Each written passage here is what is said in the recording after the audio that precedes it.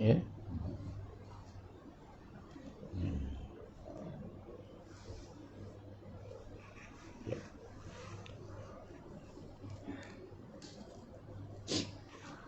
Cubaan. Okey.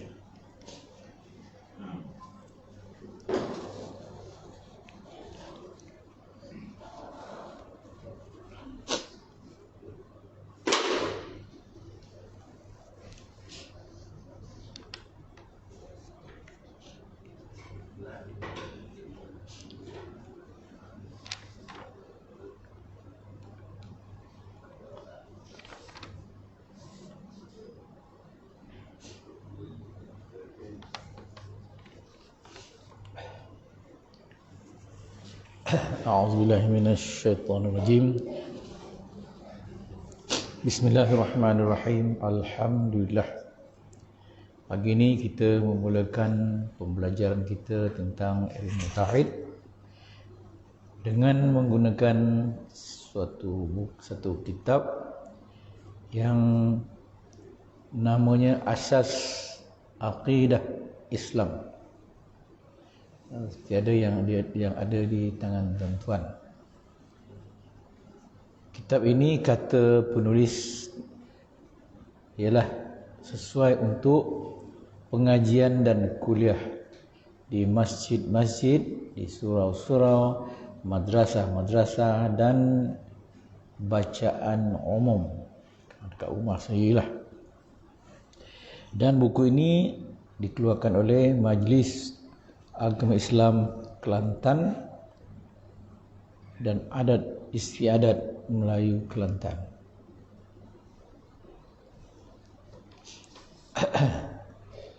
Penyusun dia Abdul Aziz Omar Ahmad. Dia boleh sebut disusun tu benda ni dah ada dalam kitab. Semua diterjemahkan, kalau yang terjemah tu ke bahasa Melayu, kemudian disusunlah mengikut kaedah buku hari ni lah. Bila ikut kaedah buku ni, dia adalah beberapa penjelasan sebelum buku ini ditulis sepenuhnya lah. Itu dipanggil muqaddimah. Dalam kitab ini ada dipanggil dari penerbit. Itu tak payahlah kita baca lah. Yang kedua, penyusun, dan yang ketiga dalam tu ialah prakata penyusun. Jadi prakata penyusun ni elok jugalah kita tengok apa dia benda yang disampaikan dalam kitab ini. Jadi kita tengok muka surat berapa tu, tak ada penyusun. Bismillahirrahmanirrahim. Dengan penuh rasa ikhlas dan tawaduk kepada Allah Subhanahu wa taala, saya telah berusaha menyusun buku Asas Aqidah Islam ini untuk dipersembahkan kepada kaum muslimin dan muslimat dengan gaya bahasa yang mudah dan susunannya yang senang dipahami oleh generasi hari ini. Jadi disusun ikut bahasa yang amat sesuai dengan peringkat manusia zaman ini. Mana kalau zaman sebelum itu, kalau kitab-kitab tua Jawi ni kadang-kadang orang tak boleh baca sangat. Kalau bumi itu bawah mim ya, jadi bom. Dulu-dululah. Tapi orang dulu dah biasa bawa mim tu bumi, tak adalah jadi masalah. Kepada kita ni yang tak main tulisan Jawi, dia akan menjadi masalah. Lebih-lebih lagi kita baca pula bukan selalu, sekali-sekali. Sesungguhnya ilmu ini adalah menjadi asas di dalam akidah seorang muslim. Asas tu basic, perkara tunjang, pokok, dan yang mula-mula sekali wajib dipelajari kerana ia merupakan sebagai tunjang yang boleh tertegaknya Islam Jadi wajib dan ditunjang.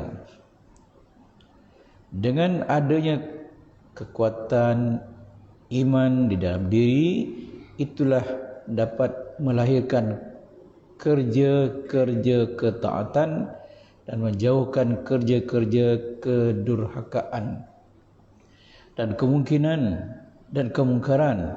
Malah dengan adanya keimanan yang tulen itu dapat menyelamatkan diri daripada pahaman-pahaman yang salah yang boleh merosakkan akidah Islam yang maha suci. Jadi hari ini kita rata-rata umat Islam akhir zaman ni pembelajaran ilmu ni dah amat berkurangan. Jadi alhamdulillah tuan-tuan dan Allah Taala telah menggerakkan hati tuan-tuan untuk kembali melihat balik semula ilmu tauhid itu, supaya yang dalam itu mungkin kita terlupa dan kefahaman kita mungkin tersilap. Jadi kita melalui pembelajaran ini cuba dapat kita betulkan mana yang dah salah, dan yang betul tu kita pegang lagi lebih kuat lagi. Itu maksud. Kemudian buku ini disusun begitu rupa untuk menambahkan lagi bilangan buku dalam bahagian akidah Islam yang dapat menjadi pilihan kepada kaum muslimin dan muslimat untuk pengajian dan kuliah mereka di masjid-masjid, di madrasah-madrasah, di surau, musalla. Musalla tu artinya surau. Musalla ni katanya isim makan, tempat sembahyang, tempat solat, dan juga untuk bacaan umum. Jadi kitab ini menambahkan lagi bilangan kitab-kitab yang beruntuk agama dan tauhid ini di kalangan kita sendirilah. Jadi kitab tauhid ni banyak banyak. Jadi orang ni menulis dan semua ada. Jadi ini memberi peluang kita membaca dan menambah ilmu pengetahuan kita tentang ilmu tauhid. Untuk buku ini, walaupun buku ini kecil, namun dia mengandungi perkara-perkara asas yang perlu diyakini oleh seorang muslim dan dapat menghilangkan keraguan yang mungkin timbul di dalam masalah-masalah yang mengelirukan dan perkara-perkara yang khurafat.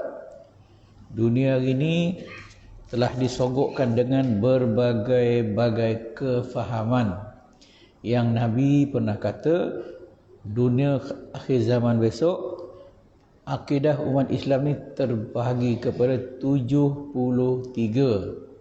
Yang betul satu je, iaitu Ahlus Sunnah wal Jamaah. Itu Nabi sebut. Tapi kita dengar ya, Ahli Sunnah yang betul satu je, Ahli Sunnah wal Jamaah. Yang lain-lain tu salah. Jadi orang ini kadang-kadang dia mengaku dia Ahli Sunnah wal Jamaah, tetapi di sini pun tak tahu apa itu yang dipahami oleh Ahli Sunnah wal Jamaah, pun tak tahu. Dengan maklumat macam tu je. Naklah ikut pahaman Ahli Sunnah wal Jamaah. Itu maksud dia. Hari ini satu yang betul. Kita ada pahaman Wahabi, kita ada pahaman Syiah, kita ada pahaman-pahaman yang berbentuk orang kita sini panggil ajaran sesat. Bila sebut ajaran sesat bukan satu, banyak. Sesat dalam agama, jatuh, sesat dalam agama, yang ramai sangat. Jadi kadang-kadang terdapat dia panggil ilmu ajaran sesat. Hari ini adalah yang dapat pihak pemerintah kita tangkap orang-orang lain lebih kurang 45, 48 masuk. Itu yang dapat ditengok. Sebenarnya banyak lebih pada tu lagi. Kalau di Malaysia ni kita berbagai kaum, pada berbagai etnik, Negara tiap kaum tu memang berbagai-bagai. Jadi apa yang saya nampak di walaupun Kelantan dipanggil Serambi Makkah, tapi kerana di Kelantan lah yang paling banyak pun ni. Jadi saya juga dulu pernah membuat kajian itu, kajian ini, mengata-kata jadi boleh katakan setiap negeri ada geng-geng ajaran sesat ni. Dan Negeri Sembilan ni pun tak kurang banyaknya. Tapi ilmu ini tidak diajar di masjid surau, dia belajar di rumah-rumah yang terpencil di tepi-tepi kampung. Okay, banyak sangat. Di Gombau ada, di Pilah ada, di Longgeng, di Seremban, di Port Dickson, semua ada. Tu. Tinggal lagi penyelidik dia kurang, bukan tak ada. Jadi pejabat agama ni biasanya dia akan menyelidik bila ada pengaduan, baru dia selidik. Kadang selidik pula, orang yang menyelidik itu pula tidak ada maklumat ilmu tentang ajaran sesat. Dia masuk menyelidik, akhir dia pula jadi tunggak di situ pula. Siapa ngabarkan ni salah, kata dia. Dan dah tengok tak salah, dia menjawab bagi ukuran pemikiran dia. Dia tak belajar. Itu sebabnya ilmu ni tak dapat nak dibendung, sebab orang tak ramai yang memahaminya. Itulah keadaan sekarang. Itu masa saya suka buat kaji dulu. Hari ni saya tak peduli dah. Pasal apa? Kalau kita kaji, orang peringkat pemerintah dia tak ambil berat. Bukan di sini saja. Macam saya bertugas di Temerloh 4 Brigade Mechanized. Jadi saya dah dapat melalui risik tentera ni, di Pahang ni ramai ada askar terlibat dengan ajaran sesat. Jadi saya pun bila dah dapat maklumat tu atas nama Panglima Brigade, saya panggil lah pegawai tu. Itulah cerita. Dan saya pun tanya-tanya, betul ramai masuk. Dan saya pergi pun belajar dengan tok guru yang ngajar dia ni.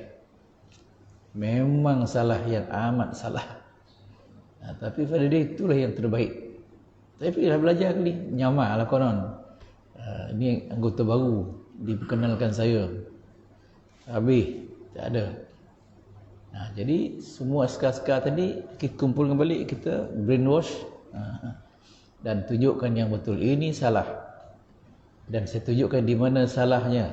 Macam tu lah. Teruk sangat. Okey. Dan mengata-kata Syiah pula contoh dia. Memang ramai. Terutama di peringkat pegawai kerajaan, peringkat di peringkat universiti. Ramai. Ramai sangat. Tapi kita sih tak tahu. Bila saya tengok macam tu, jadi saya dulu geram sekali sebab mereka tuduh saya ni tak betul. Dia kata saya salah ni dalam dalam tempat pasar raya pula tu, pasar raya Bilion dekat Manjung. Bila timbul perasaan saya kena betulkan balik. Saya nongok dekat UKM seminggu, pergi perpustakaan tu, ambil maklumat daripada red spot dekat UKM tu, keluarkan semua buku-buku Syiah dan saya baca perkara-perkara poin pokok, kemudian tulis. Kemudian dikomputeriskan dia. Lepas tu saya panggil semua orang yang ada kaitan dengan benda ni. Senyap dekat Manjung masa tu. Tapi saya amat berhati-hati. Pasal Syiah ni kalau dia dah marah dengan kita, memang kita boleh dam macam tu, tembak mestilah. Contoh. Kemudian bila orang ni semua kebanyakan yang salah-salah pula, saya kumpulkan pula dia dulu di Pulau Bidan, antara Pulau Pinang dengan Langkawi. Jauh tengah laut. Pergi naik heli atau naik bot. Di sana kita kumpulkan satu kumpulan tu 15 orang dengan pegawai itu, dengan other rank dia. Di situ kita belasah dia. Macam itulah antara kerja-kerja yang buat. Memang teruk sangat.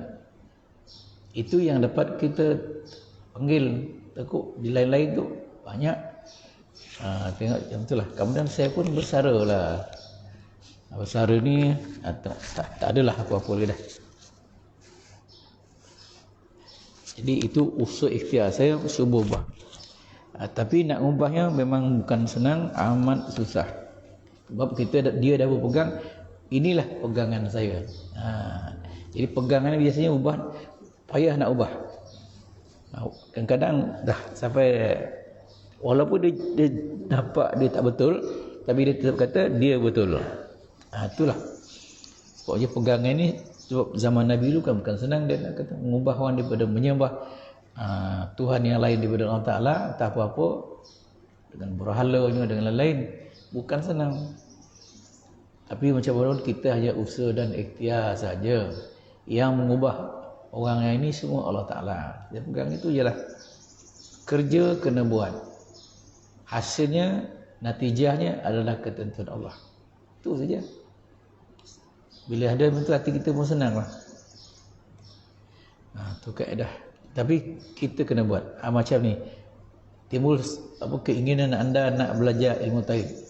Ini gerak daripada Allah Ta'ala juga ni.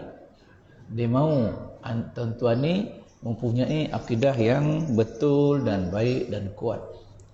Maka dilahirkannya lah satu matlamat belajar ilmu tauhid. Maka jadilah pembelajaran kita pagi ini mulai menggunakan asas akidah Islam. Jadi kita bersyukur kepada Tuhan, gerakkan hati kita untuk belajar macam ni. Okey. Jadi dalam sekarang ni kalau kita banyak masalah-masalah yang mengelirukan, yang macam tak tahu jom pangkal, dan perkara-perkara khurafat. Khurafat. Umpama tempat kita di dulu masa dah kecil-kecil agak orang pergi mandi safar di Tanjung pula, Tanjung Koling pula kan. Bukan Tanjung Melayu, Tanjung Koling. Situ mandi safar. Sikit. Jadi dikeluarkanlah naratif yang tak baik ni. Mandi safar tak bagus, mandi safar tak bagus. Jadi bertahun-tahun naratif tu dikeluarkan. Akhirnya hari ni orang tak ada lagi nyebut mandi safar. Mungkin sebahagian ada. Mungkin kita tak tahu kan. Macam-macam jampi serapah.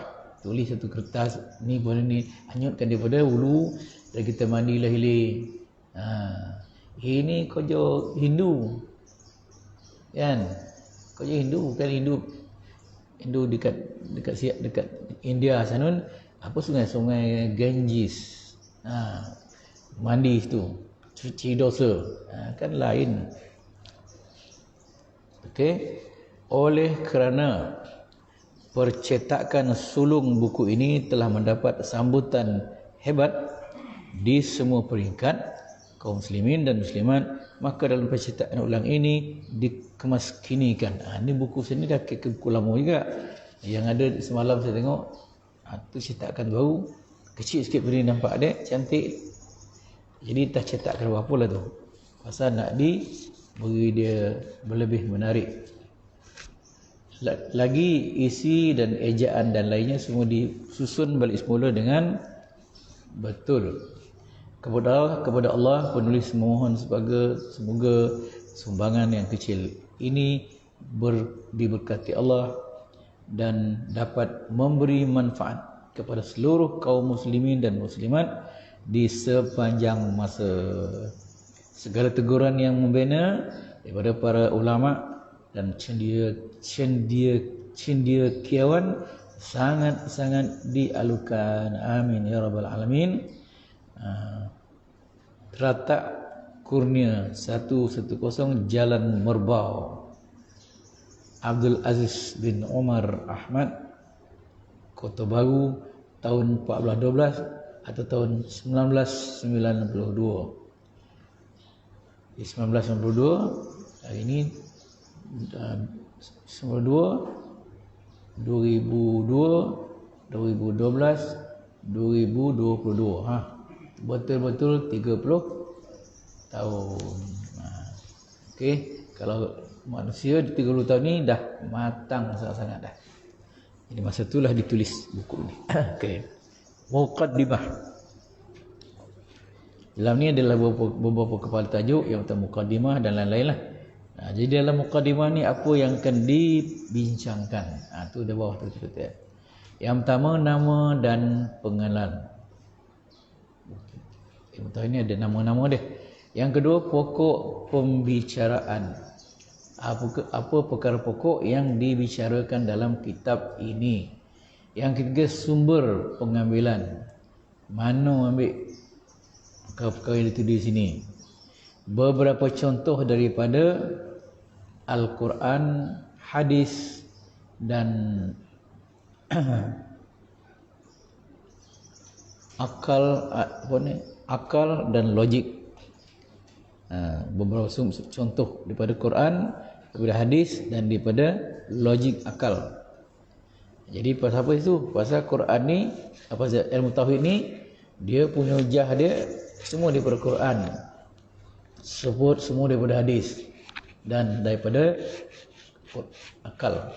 Tiga gabungan daripada Quran, hadis dan akal kita, maka lahirlah suatu kenyataan dan meyakinkan kita. Maka itulah yang kita pegang hari ini. Okey, tengok lagi bab 1.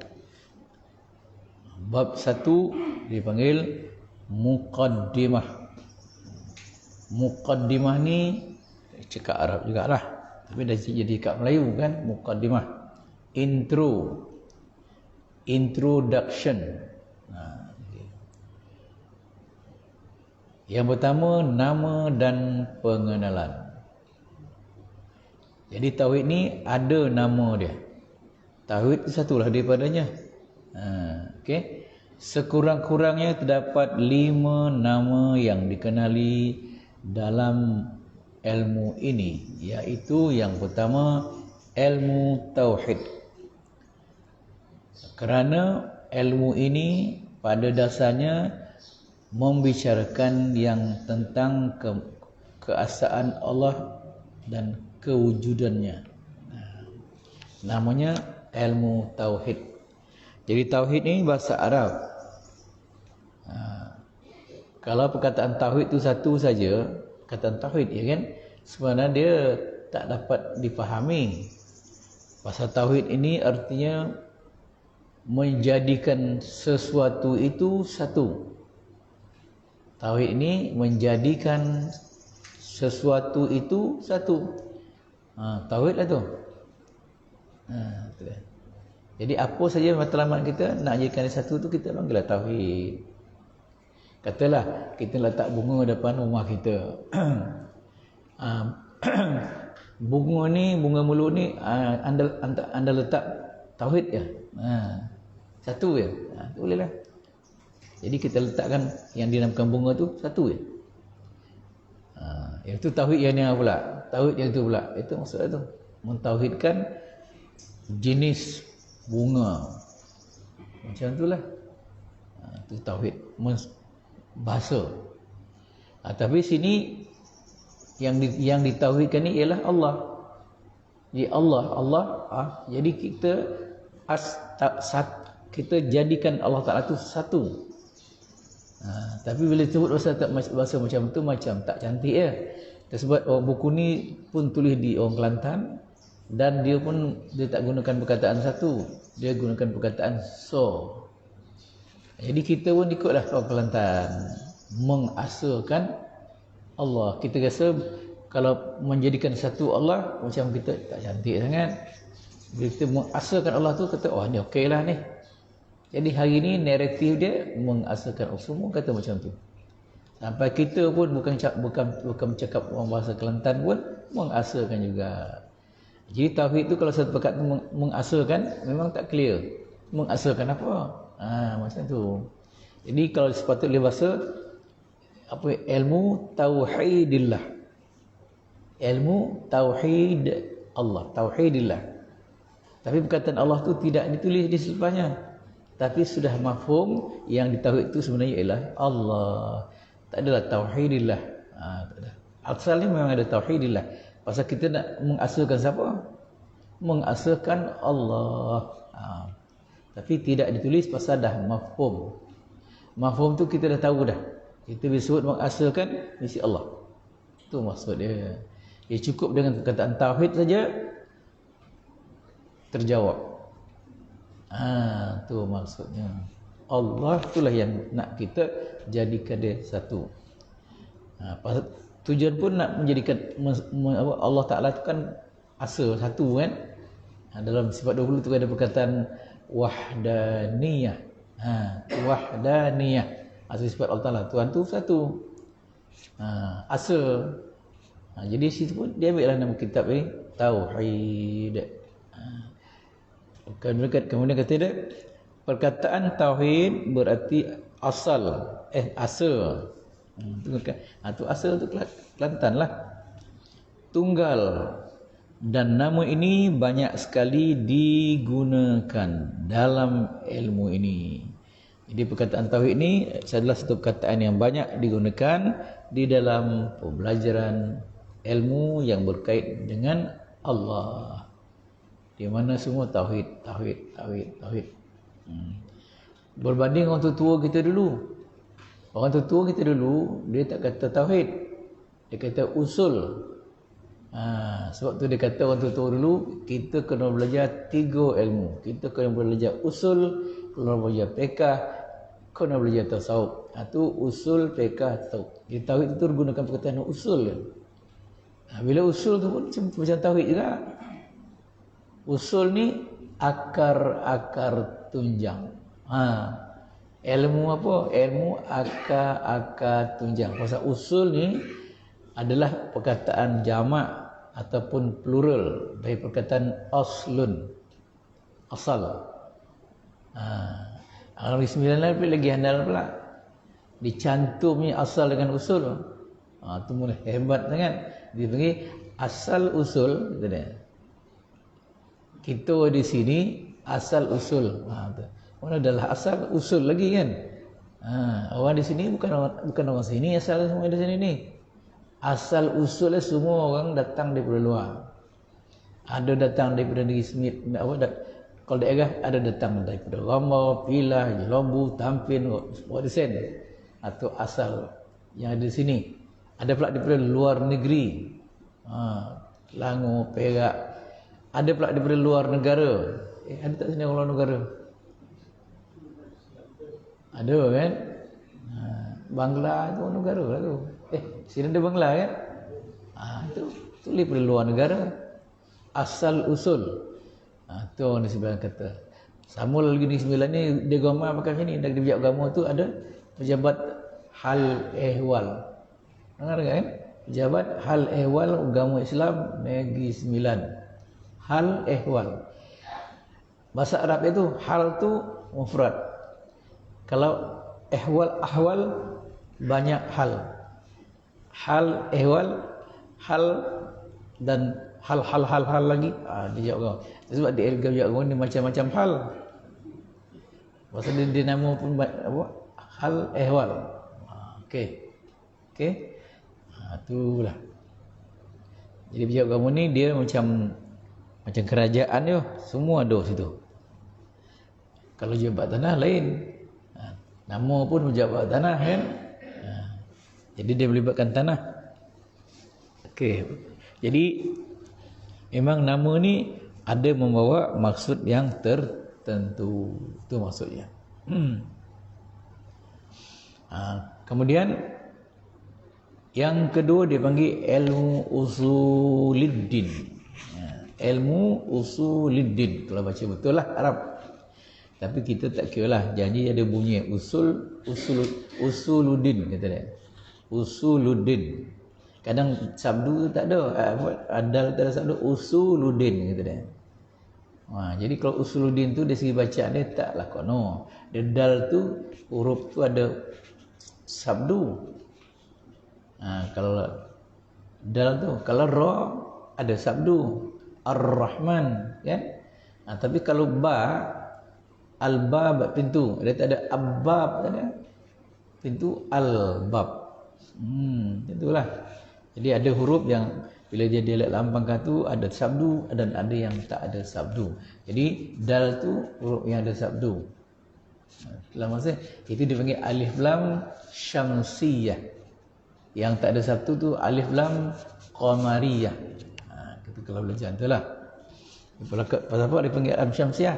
Syamsiyah tu ada shin tu ada sabdu. Di asy-syamsiyah. Alif lam asy-syamsiyah. Kalau qamar tak ada sabdu, al-qamar. Bukan al-qamar bukan, kan? Jadi al-qamar. Jadi dipanggil yang tak ada sabdu tu qamariyah, yang ada sabdu tu dipanggil syamsiyah. Okey. Ilmu usuluddin. Jadi kerana semua ilmu ini membahaskan perkara-perkara yang berkaitan dengan perkara-perkara pokok dalam Islam, seperti berimankan Allah, ini perkara pokok, beriman kepada Rasul, ini juga perkara pokok, dan lain-lain. Maka dipanggillah dia ilmu usuluddin, ilmu tentang asas-asas atau akar tunjang Islam ni. Itulah usuluddin. Jadi kalau kenapa kita beri nak bincang tentang Allah, soal Rasul lain, sebab ini akar tunjang dia.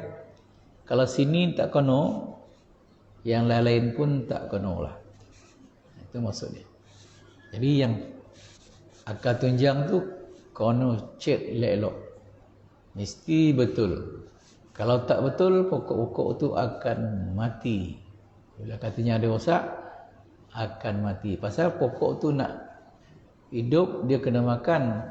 Makan dia tentulah daripada baju-baju yang kita beri tu, atau baju yang ada dalam tanah tu. Dia akan keluar akar lain pula, akar tunjang tadi. Dan ada pula akar cabang, akar rambut. Jadi yang dia makan ialah akar rambut. Jadi akar rambut tu dia halus, macam rambut. Dia lah ni mencari makan. Macam cacing lah. Jalan dia, ini makan, ambil dia. Macam mana dia makan hidut, itu kena belajar lain pula. Jadi akar yang halus tu ada ke mulut lah? Ada. Yang tu yo ke tidak, tak tahu jawab ada. Pasal dia makan. Bila makan tu adalah mulut kan. Itu istilah je lah. Macam itulah. Ni kena bolo elok akar tunjang. Rosak dia, rosak satu pokok tu akan habis. Itu rosak macam-macam. Sebab kalau dimakan dek nanai pula, atau kena potong, itu memang rosak pokok tu. Jadi pastikan akidah kita ni jangan cacat sikit pun. Itu cerita pun. Kalau kita belajar yang salah tu, mana akar tunjang kita sudah rosak. Bila akar tunjang kita rosak, keimanan kita pun rosak. Bila iman kita dah rosak, kita pun mungkin tertendang daripada Islam. Bila tertendang daripada Islam, tertendanglah daripada surga, termasuk ke dalam neraka. Macam itulah, mudah ya. Jadi kena kuat-kuatlah ambil tahu. Kemudian perkataan usul berarti tunjang, itu dia. Asas, dan perkataan ad-din berarti agama yang merangkumi semua aspek hidup dunia dan akhirat. Jadi bila sebut agama tu, kita nampak satu je. Agama sembahyang, puasa, zakat, tak. Bila sebut agama ni, seluruh perbuatan kita di dalam kehidupan ini. Seluruh kehidupan kita dalam dunia itu dipanggil ad-din. Jadi ad-din lah kita. Jadi mana yang betul, mana salah, kita kena tahu tentang perjalanan hidup kita ni. Dan orang kadang terjemah din tu way of life kan, way of life. Jadi bila way of life menyeluruh lah. Mana way itu jalan kehidupan. Jadi way semua way. Yang tak termasuk highway ya. Ya. Highway itu lain, itu jalan raya. Okey. Semuanya tak lagi daripada tauhid ni. Yang ketiga, ilmul aqaid, kerana ilmu ini membicarakan hal-hal yang berkaitan dengan akidah, kepercayaan dalam hati. Dipanggil aqaid. Ni aqaid pula adalah perkataan jamak plural dari kata satu dia aqidah. Aqidah ni satu. Kalau aqaid banyak. Kalau pegangan tadi kata kepercayaan, aqaid itu banyak kepercayaan. Itu aqaid. Sebenarnya aqaid ni kalau ikut bahasa Arab sendiri, dia adalah ikatan, simpulan. Simpul, ada simpul mati, ada simpul hidup. Itu bahasa asalnya lah. Jadi akad itu simpulan. Okey. Jadi mana dicontoh dia simpulan tu? Ikatan. Mana contoh dia? Macam kita berjual beli. Mengikut pendapat Imam Syafi'i, bila kita beli suatu barang, nak menjadikan sah pertukaran barang itu ke tangan pembeli dan penjual pula dapat duit kita, maka harus ada akad. Tu akad. Jadi pada akad tu lah jadi akidah tu. Jadi akad tu apa ni? Yang kita selalu cakap tu, saya jual ya, saya beli. Mana tokek kodai yang teringat tu, dia kata lah saya jual. Kadang-kadang dari lekor duit tu, kita pula dulu jadi mula saya beli ya. Itu hujan ke langit nama tu. Kan? Hujan ke langit. Biasa hujan daripada atas ke bawah. Ini di pada bawah pula ke atas. Tu mana terbalik. Orang yang kalau mengaku tu pastikan bila nak kata saya jual dulu. Pasal barang tu barang dia. Saya ni pembeli, dia penjual.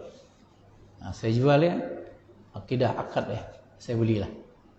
Unjuk kiri, unjuk kanan lah. Kita ambil barang dan kita bayar duit. Dan ada akad tadi. Maka sahlah penjualan itu. Jadi barang yang kita beli itu jadi milik kita, duit kita jadi milik dia. Itu cerita dia. Dan kita beli itu pula boreh pula tu. Maka sahlah. Boreh itu betul-betul milik kita pasal dah jadi akad tadi. Hukum. Jadi kalau tak akad apa jadinya? Kalau kata ulama betul, bukan hak milik lagi. Pasal kita tak pernah berakad. Bukan milik kita. Bila makan bukan milik kita, kita makan. Macam mana? Kita makan bukan milik kita. Tak betul lah kan? Pastikan akad. Kalau tokek kodai tu lupa dia nak mengatakan saya jual ni, kita buat dulu. Saya beli ya. Saya jual. Saya beli. Kita jolok dulu. Dia pun jatuh, kita sanggup pula balik dulu. Jadi penjual pembeli kena buat dua kali. Yang pertama digogar pokok tu, saya jual, saya beli. Saya jual, saya beli. Janganlah sonyap lebih tu. Kasi dia dah jual, barulah kita beli. Baru jadi. Bolehlah makan benda kita beli jadi. Contoh lagi satu, kahwin. Akad juga. Tak ada lebih itu pun ada akad juga. Jadi benda tu lagi besar. Suami isteri dalam kehidupan. Jadi seorang perempuan ni adalah di bawah jagaan ayah dia. Asalnya ayah yang menjaga dia. Itu ayah tu dipanggil wali. Wali ni wali tu Melayu dia penjaga. Dia pun satu hari ada orang berminat nak mengambil tanggungjawab menjaga seorang perempuan tadi. Itu asal dia. Maka berlakulah tanya dulu pinang dulu, tanya risik-risik dulu kan. Setujulah pihak wali tadi nak memindahkan hak penjagaan tu kepada seorang lelaki baru. Maka berlakulah hari ijab kabul, hari kahwin, maka berlakulah ijab kabul, akad. Itu akad perkahwinan. Jadi saya nikahkan kamu dengan ini, dengan ini, dengan itu, dengan ini sebagainya. Dan sudah tu saya terimalah nikahnya. Jadi saksi dua orang tu pun dia delingo, okey, gitu. Tu. Jadi jangan ada benda-benda salah dalam tu. Kadang saksi ni dia cakap dia tu diakui. Jadi orang nak kahwin tadi dia rasa payah mana nak berdoa lah itulah, dia rasuah pula saksi. Benda ni orang tak sebut, tapi disebut mungkin berlaku. Dia rasa tak semacam ya. Dia risik-risik lah siapa saksi tu ni. Bilal lah tu. Bilal jangan siap je sakit. Oh, dia pun buat lah sekejap. Bilal siap minum teh. Rasuah lah tu. Minum teh, minum apa? Ajak pula tu dekat Somban makan nasi biryani gam. Oh, dah dulu lah sikit kan. Esok kahwin tu saya terima lah nikahnya. Kadang sangat-sangat kan. Kata saksi okey boleh lah. Dah. Nak menyenangkan kojo kan. Tapi tak pernah lah orang baik kan. Tapi tak tahu. Kita tak tahu. Contoh je dah. Jadi nak tu akad ni apalah akad. Saya nikahkan, saya terimalah. Itu ya. Dah sah pertukaran penjagaan terhadap seorang perempuan. Jadi perempuan tu lah dulu dia kena patuh dengan mak ayah dia. Lepas tu dia dipatuh pula di bawah lelaki baru yang dipanggil suami. Itu ialah akad ialah. Tapi dengan akad ini menjadikan sesuatu yang sebelum itu tak boleh, dia jadi boleh. Barang itu bukan barang kita, akhirnya boleh. Itulah makna akad. Jadi dalam ini pun dia jadi perkataan daripada akad tu jadi akidah. Jadi benda yang sebelum tu kita tak tahu, kita belajar dan kita tahu dan kita menjadi pegangan kita. Itu makna dia. Okey. Macam bila kita baca ni banyak tuan-tuan kata contoh lah yang tak tahu. Bila dijelaskan oleh kitab ni saya jelaskan pula, barulah keluar. Oh, macam tu. Dulu kita fahaman lain kan? Contohlah contoh, dapatnya kita pegang. Ialah inilah saya pegang. Jadi dipegang dengan pemikiran kita dan dengan hati kita, itu dipanggil akidah. Pegangan dengan hati. Jadi bukan pegang macam ni tu tak? Ini bahasa lah. Jadi akidah ni ialah suatu bentuk pegangan bukan dengan tangan, tapi dengan hati. Itulah. Itu dipanggil aqaid. Perkataan aqid diambil daripada aqidah, berarti kepercayaan yang tersimpul atau yang terikat di dalam hati. Yang penting itu terikat. Yang keempat, ilmu kalam. Jadi kenapa ilmu kalam? Pasal nak memahamkan cerita tauhid ni semua kena bercakap dan bercakap. Nabi dulu pun memberitahu tentang Allah Ta'ala kepada umat masyarakat manusia, semua cakap. Pasal tak ada betul-betul lagi masa. Cakap.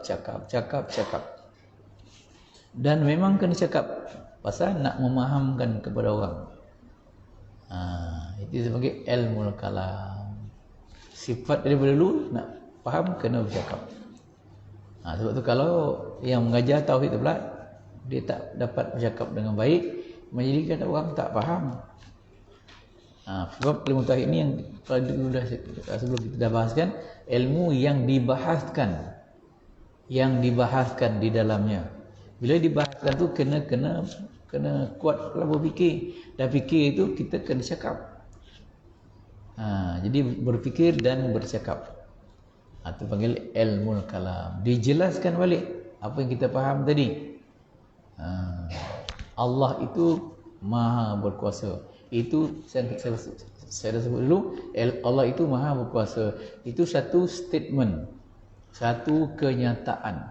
Bila dalam kenyataan ni, dalam khabar ini ada dua, mungkin iya, mungkin tidak. Tapi bila kita dah ada dalil-dalil tadi, barulah kita, oh betul lah. Barulah kenyataan yang tak pasti tadi, dia jadi pasti. Macam itulah. Jadi maknanya kenyataan tu sama lah macam hari ni orang sebut pasal naratif tu. Jadi jangan terus terima berita-berita yang dengar tu. Pasal berita ni ada dua, mungkin iya, mungkin tidak.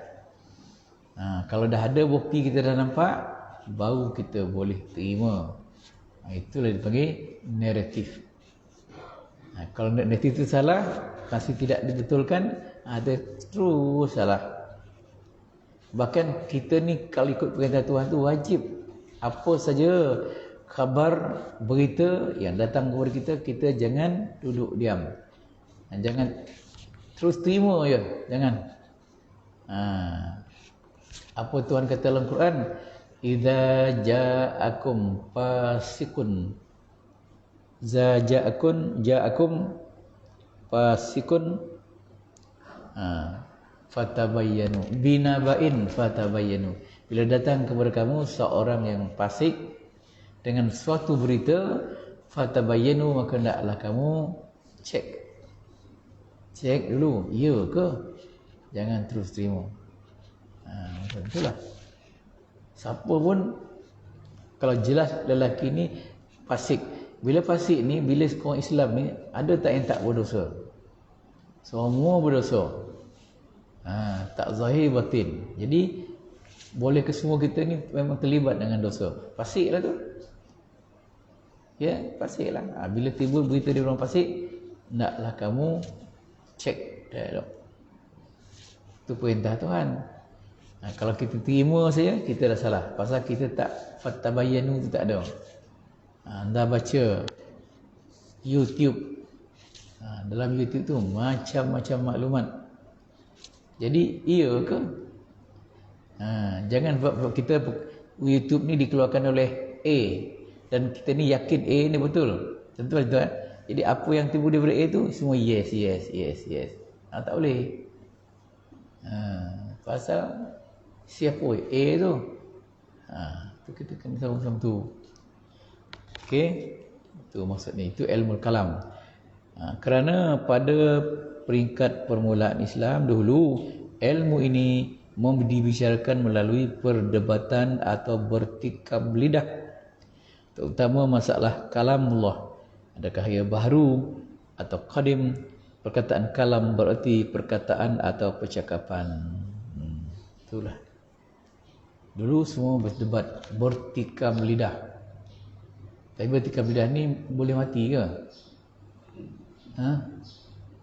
Boleh. Bila tikam lidah yang kena tikam tadi, dia terasa sakit, dia dendam, nanti kau. Esok dia ulurnya lah pistol. Ujung ni lah. Tak boleh kau tak kena gaya ni. Kemudian kalamullah, Quran, adakah dia baru atau qadim? Jadi Quran tu daripada Allah. Jadi qadim ke baru? Kita mesti kata qadim. Dan kalam tu berarti perkataan atau percakapan. Okey, last 5. Ilmul ma'rifah. Ilmul ma'rifah. Ilmu mengenal. Jadi digunakan nama makrifah juga. Tapi ini jaranglah orang pakai. Tapi ia masuk. Kenapa digunakan makrifah? Pasal kita sebagai Islam, apa yang pertama sekali kita kena tahu ialah mengenal Allah. Maka kita belajar dulu awwaluddin ma'rifatullah. Itu mula-mula kita dengar. Awal agama ialah mengenal Allah. Jadi kita mesti belajar untuk mengenal Allah. Jadi ma'rifatullah ni ada beberapa cara kaedah. Jadi besok saya akan jelaskan kemudianlah. Kerana ilmu ini berkaitan dengan mengenali Allah dan Rasul-Rasulnya yang mana tiap-tiap orang Islam di peringkat awalnya wajib mengenalkan Allah dan Rasulnya. Itu mengenalkan itu tak kono bahasa tu. Mengenal Allah. Kalau mengenalkan lagi kita mengenalkan Allah kepada orang lain. Ini bahasa lah. Jadi tentulah mengenal Allah. Kan tu buang. Maksud dia. Perkataan makrifah berarti mengenal atau mengetahui. Ia menjadi asas agama. Sebagaimana yang dikatakan awwaluddin ma'rifatullah. Artinya mula-mula agama ialah mengenalkan Allah. Jadi itu bahasa tu susah nak cerita lah. Mengenalkan Allah pula. Jadi kalau mengenal Allah, itu terjemah dia tak ada kan lah mengenal Allah. Tapi itu dia kata ma'rifatullah, ada pula kan dia. Biasa kalau perkataan kan tu, kita mengenalkan Allah kepada orang lain. Ini bukan mengenalkan Allah kepada orang lain, ini kita yang mengenal Allah. Dia berbeza. Saya mengenal Allah, saya mengenalkan Allah kepada orang lain. Kau mengenalkan, itu bahasa. Tapi walaupun itu bahasa dia, kita kena faham juga lah. Dan kita pun bercakap eloklah betul-betul. Kalau nak cerita kat orang, kan tu dibuang. Kan tu dibuang, baru dia jadi betul. Itulah kaedahnya. Okey. Kemudian pokok pembicaraan dia, insya-Allah kita sambung pula akan datang. Ada soalan? Ya, sila. Ini dari segi bahasa lah, Ya. Tadi Haji Rohaidan bacakan doa untuk Al-Quran ni. Ya. Quran. Dia baca itu dalam Quran tu nasina. Tapi ada ustaz-ustaz mengatakan semua baca nusina.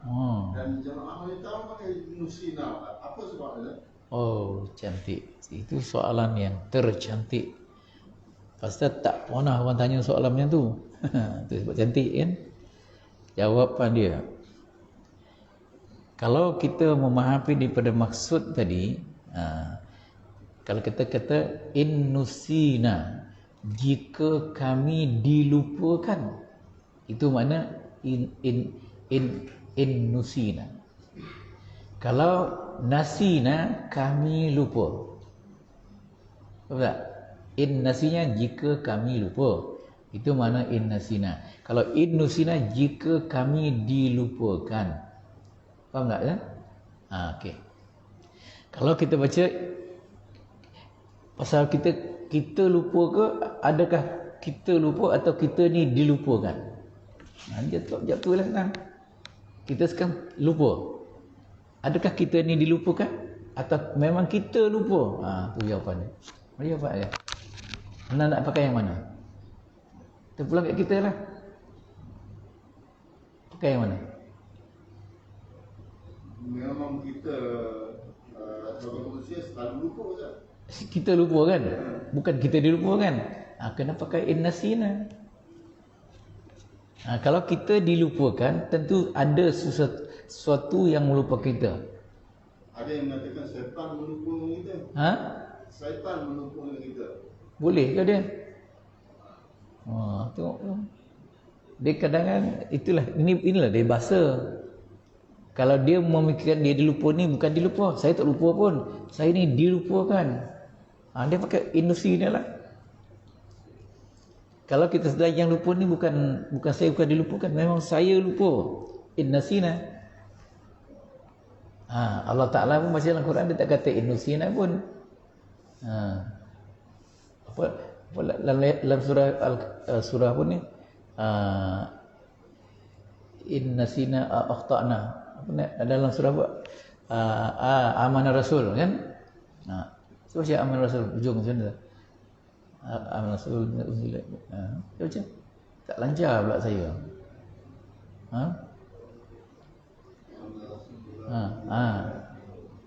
La tu'akhidna kan?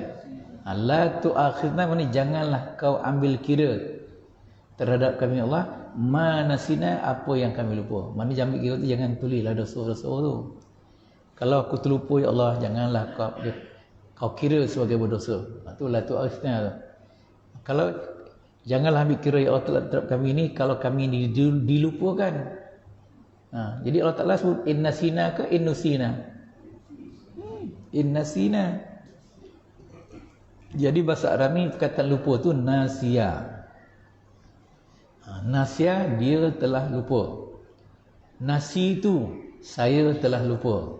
Nasina, kami telah lupa. Nusi tu, saya telah dilupakan. Nusina, kami telah dilupakan. Jadi Allah tulis dalam kan nasina, ya? Pakailah yang Allah Ta'ala bagi tu. Ini tak tahulah orang tu buat kenapa. Banyak orang dalam WhatsApp tu dah diubah ada orang. Kita masa kecil mungkin tak ada diubah ada orang dah. Betul tak? Ini pula dah pandai pula kata apa ni? Kata Atan pun yang ngopilah tu. Memandai-mandai kata kan. Apa nama lagu tu? Pandai tak pusat. Tu. Ni memandai-mandai kan. Itulah cerita dah. Bukan itu kita. Ada satu soalan ni. Kan orang baca tu kata Allahu la ilaha illa astaghfirullahalazim. Astaghfirullahalazim alladzi la ilaha illa huwal hayyul qayyum. Waktu boleh. Banyak saya dengar ada orang sebut wal. Saya dengar dekat majlis Budi Ustaz, majlis Sijak. Saya tanya pada zikir dia tak jawab. Jadi jawapan dia apa? Okey. Dudukkan masjid dia, masjid saya pun imam besar pun nyebut hayyul qayyum. Betul kan? Mongkokan daripada marin kita dengar semua hayyul qayyum kan? Betul tak? Tiba-tiba sekarang dunia akhir zaman berubah pula daripada hayya. Dah jadi cakap Cina pula dia kan? Jadi jawapan dia macam ni. Anda ni kalau belajar bahasa Arab, bono ni senang jawapan dia. Jadi bila tak belajar tu nak kena cerita payah sikit. Okey. Sekarang ni astaghfirullah. Betul tak? Jadi Allah tu jadi maf'ul bih. Pasal tu dia aha tu berkata astaghfirullah al-azima. Itu sifat dia panggil kepada Allah. Lepas tu alladina astaghfirullahalazim alladzi hayyul alladzi la ilaha illa huwa. Kan? Alladzi yang la ilaha tiada Tuhan illa melainkan huwa, dia. Jadi perkataan al-hayyu tu duduk belakang huwa. Nampak kan? Lepas huwa baru ada al-hayyu. Okey. Diikut kaedah bahasa Arab. Al-hayyu tu dia naklah ikut yang sebelumnya. Huwa. Macam tu. Jadi kalau dia baca huwa hayya, dia tak ikut huwa, dia ikut Allah yang mangkal tadi. Kan astaghfirullah kan? Jadi hiya huwa hayyu tu sifat kepada Allah. Allah tu bagi atas, maka dia pun baris atas. Ya tak tu? Boleh pakai. Tak salah lah, boleh pakai. Tetapi yang betul sekali, al-hayyu tu dekat dengan huwa. Jadi dia kena ikut apa kedudukan huwa, apa bagi huwa, dia kena pakai bagi macam huwa pakai. Huwa tu bagi dia apa? Bagi atas kan? Bagi atas tu tak ci. Dia huwa tu zahir dia bagi atas, tapi dia bukan bagi atas tu dah. Segi bahasa dia bagi depan. Bukanlah baca kena baca hu tak. Itu dia panggil dhamir, pronoun, dia bagi dia tak berubah. Itulah bahasa Arab. Jadi huwa tu sebenarnya adalah khabar kepada la yang pangkal tadi. La ilaha illa huwa. Pasal dhamir masa bagi tak nampak. Tapi kalau dalam yang bukan dhamir macam la ilaha illa Allah. La ilaha illallah kan. Allah tu bagi kan. Hu kan. La ilaha illa hu. Jadi bagi depan. Jadi al-hayyu tu dia mesti bagi depan, ikut yang terdekat. Itu dipanggil badal dalam bahasa Arab. Itu dipanggil badal. Mana kalau tak ada lah huwa tu, hayyu tu dah cukup. Dia la ilaha illal hayyu. Macam tu kan. Tapi diubah pula. Jadi orang yang makmum jemaah dia tak tahu apa pun. Dia patut dibincang lah benda tu. Jadi orang-orang pakai tu dia mengikut ya. Kalau ditanya lah kenapa baca tu, orang baca tu dia. Itu pasal dia kita kena tahu kenapa dibaca hayyu, kenapa dibaca hayya. Mesti ada sebab. Mongko kan kita dia pernah begini hayyu itulah, kan? Anda lahir ya dengan semua astagfirullahalazim la ilaha illa huwal hayyul qayyum daripada kecil sampai kita pun tercengang je. Kenapa macam tu? Pasal tu anda tanya nak kan? Dan kita dah biasa menyebut hayyu.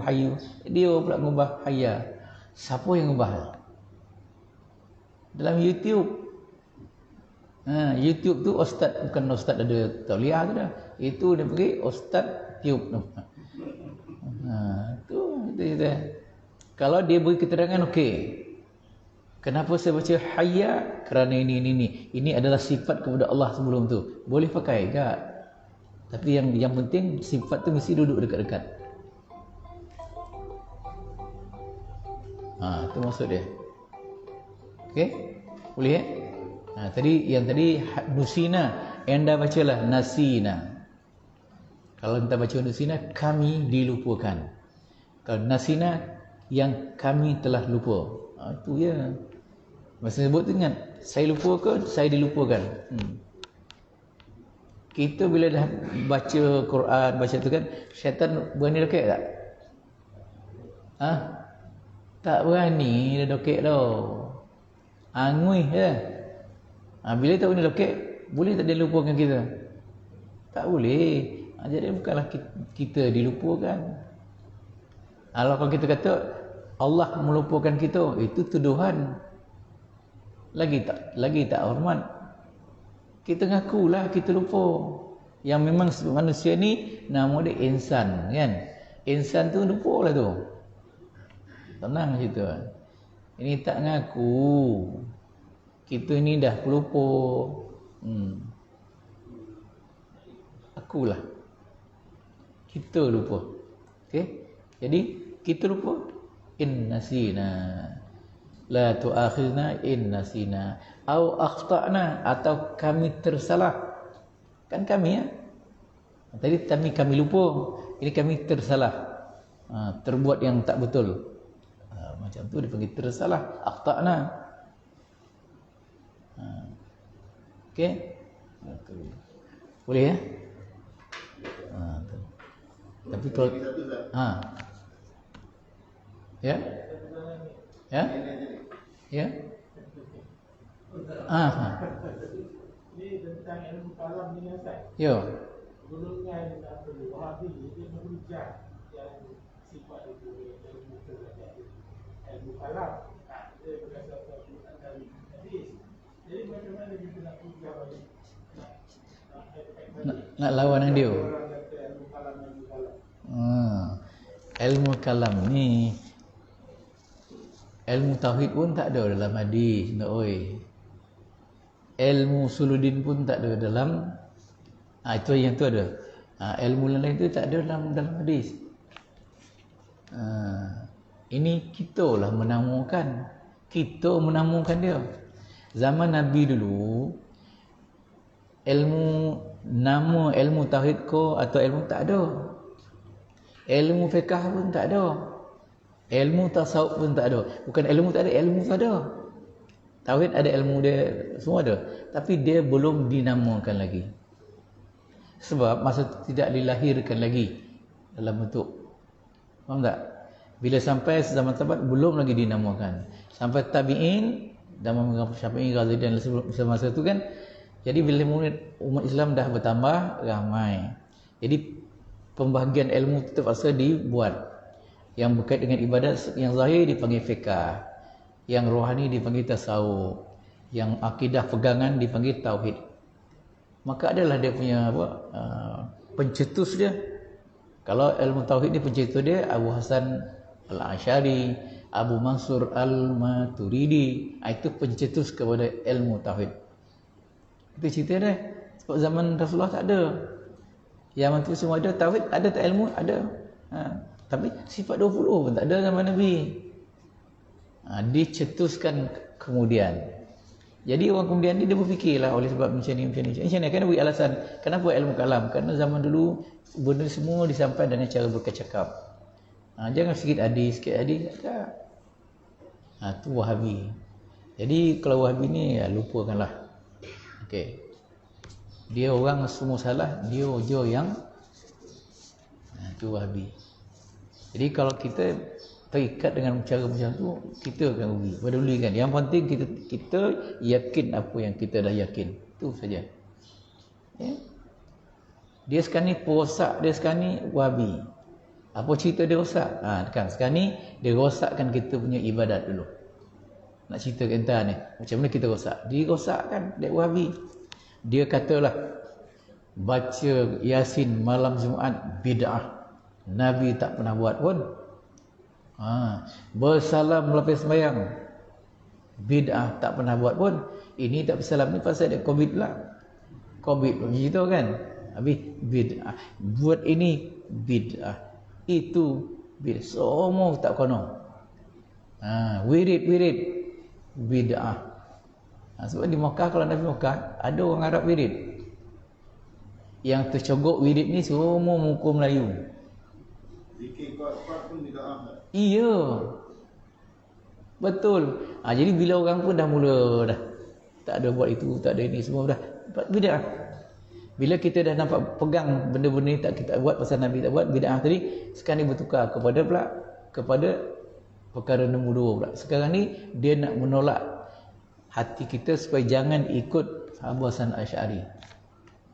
Dia kata macam mana? Abu Hasan Asy'ari itu orang panggil dia sebagai bos, pencetus kepada ilmu kalam. Dia tu ahli sunnah wal jamaah ke tu? Soalan dia. Bukan ilmu salaf dia kata Ustaz. Bukan salafi. Ilmu salaf. Ilmu kalam kan? Ilmu salaf. Salaf. Bukan ilmu salaf dia. Bukan ilmu, dia pun tak faham salaf. Orang salaf tak buat macam tu kan? Dia buat salaf ke tu? Dia ilmu salaf, bukan ilmu salaf. Ilmu silap pun dia. Itu sekarang ni kalau ditimbulkan keraguan kita, adakah Abu Hasan Asy'ari itu seorang ahli sunnah wal jamaah? Kita pun tak ada pengetahuan kan? Kita kan? Yo. Akhir bila orang dah ragu-ragu, dia bukan ahli sunnah wal jamaah. Dia tu dulu asalnya Mu'tazilah. Betul ke? Betul. Hasan Asy'ari itu asalnya Mu'tazilah. Dia Mu'tazilah walaupun dia dah masuk cara biasa itu cakap itu betul dia masih Mu'tazilah. Dia menyamar masuk betul. Itu asalnya. Kita pun kalau itu Abu Hasan Asy'ari ni sama juga. Dan ilmu tauhid kita ni, dia punya pencetus dia, wadih dia Abu Hasan Asy'ari. Dah akidah kita pun goyah lah. Ni kojo lah. Dia halus sangat, memang amat halus. Sekarang ni tak terasa pun. Mula bid'ah tu sekarang ni dah senyap. Maturidi tu pula Ustaz, alirannya Sama macam Abu Hasan. Itu dia panggil Al-Maturidi, apa nama sebut Maturidi lupa lah. Al-Maturidi ni Abu Mansur Al-Maturidi, nama dia. Yang tadi Abu Hasan Al-Asy'ari. Itu dia punya pencetus kepada ilmu tauhid. Bila itu diragukan, kita apa jadi? Rosaklah kita. Dan kita ni rata-rata ilmu tauhid kita kurang. Jadi bila dah kurang tu, kita nak berhujah pun tak boleh. Apa tu ustaz-ustaz pula kan ambil jalan senyap ya. Yang makin seorang dua orang. Lain tu semua senyap. Bayanglah. Ini tasawuf ni bid'ah. Anda belajar tasawuf beramal dengan zikir, ini semua kojo bid'ah. Mana Nabi sebut kata tasawuf? Tak ada. Hadis tak ada. Tu tadi. Jadi kita sekarang ni sedang buat kerja bid'ah. Bid'ah adalah dalalah. Dalalah finnar. Bila bid'ah ni adalah sesat. Bila sesat masuk neraka. Habislah kita. Okey, boleh ya? Bagi tahu kawan-kawan, banyak kawan kita. Dan kawan-kawan dah terikut dengan ni betul lah, habislah dia. Nak kita betul pun tak dapat. Kalau dia kanan-kanan kita cakap, yalah, kau samu je moden kata. Habis itu. Bila samu je kau moden, habislah. Kita nak buat macam mana kan? Okey? Itu saja. Kita jumpa lagi. Wabillahi taufiq wal hidayah. Assalamualaikum warahmatullahi wabarakatuh.